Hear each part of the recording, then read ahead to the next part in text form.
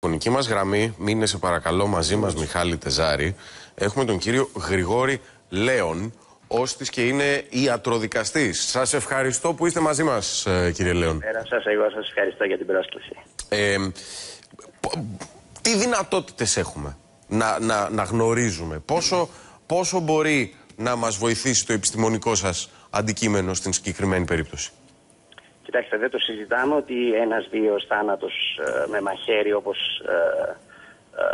είναι και το πρόσφατο περιστατικό που έχει αναφερθεί, είναι το αντικείμενο ουσιαστικά της επιστήμης μας. Δηλαδή η επιστήμη μας πραγματικά μπορεί να δώσει αξιόπιστες απαντήσεις, με σωστή μελέτη βέβαια, σωστή παρακολούθηση όλων των σταδίων από τους ιατροδικαστές οι οποίοι συμμετέχουν στην όλη υπόθεση. Μάλιστα. Μπορεί να δώσει πραγματικά μια αξιόπιστη απάντηση και ένα βέβαια τελικό αποτέλεσμα και ως προς την αιτία του θανάτου, αλλά και ως προς το φυσικά όργανο, το οποίο όργανο βέβαια προς το παρόν τουλάχιστον είναι γνωστό.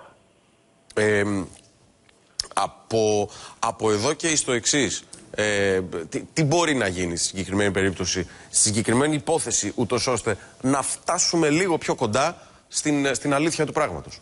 Κοιτάξτε κύριε Μπογδάνο, θα μου επιτρέψετε μόνο να σας πω τα εξής. Επειδή δεν έχω συμμετάσχει στην όλη διαδικασία ενεργά, με την έννοια ότι ούτε πραγματογνώμονας ούτε τεχνικός σύμβουλος στη συγκεκριμένη υπόθεση, δεν γνωρίζω όλα τα στοιχεία, οπότε θα μου επιτρέψετε να μην επεκταθώ όσον αφορά τη συγκεκριμένη υπόθεση. Δεκτό.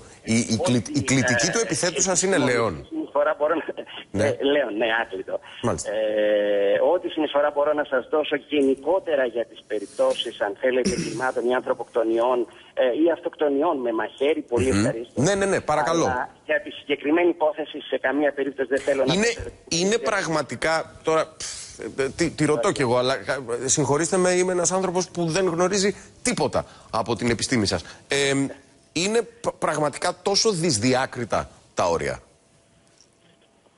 Κοιτάξτε, πολλές φορές θα έλεγα ότι δεν είναι τόσο δυσδιάκριτα τα όρια, απλά χρειάζεται μια ενδελεχής μελέτη για να δίνουμε αξιόπιστες απαντήσεις.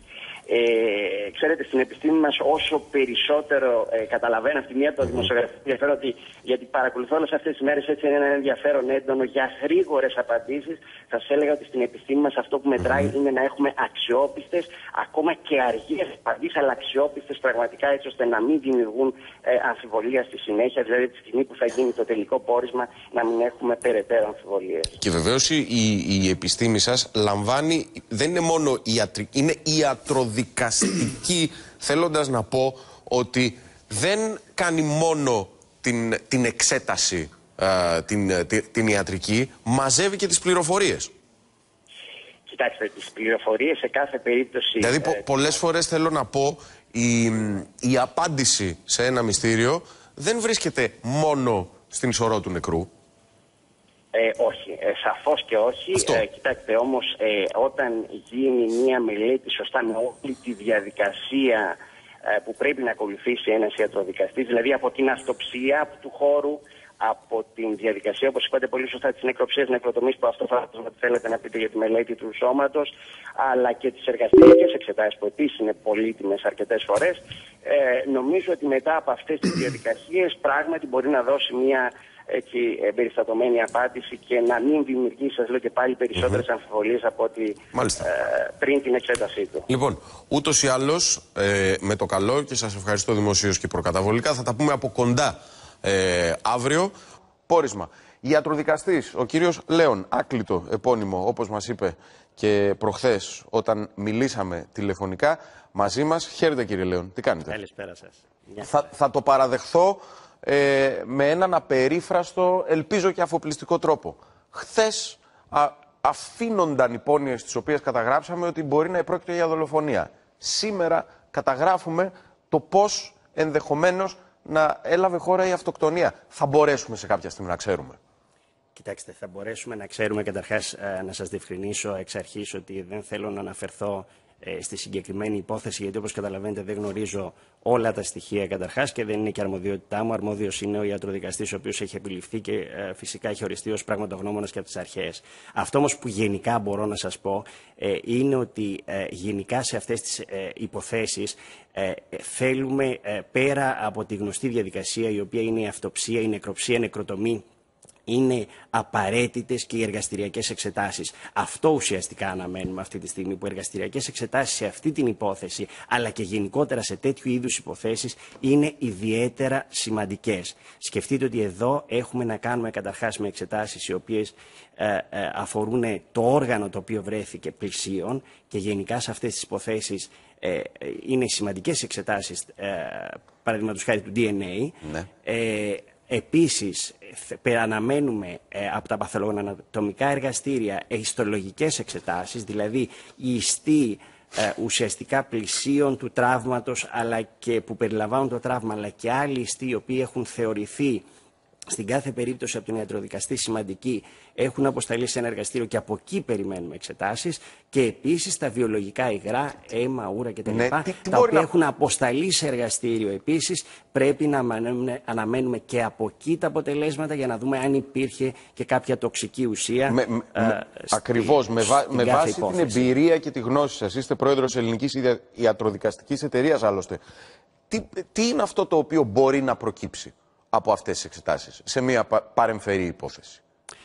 Κοιτάξτε, καταρχάς η εξέταση του DNA αντιλαμβάνεστε ότι είναι πάρα πολύ σημαντική και όσον αφορά τη λάμα, όπως λέμε, του μαχαιριού, γιατί πρέπει να συμβαδίζει ουσιαστικά το DNA της λάμας και το αίμα που μπορεί να βρεθεί στη λάμα, το DNA δηλαδή με το θύμα ουσιαστικά που έχει αυτού του οργάνου.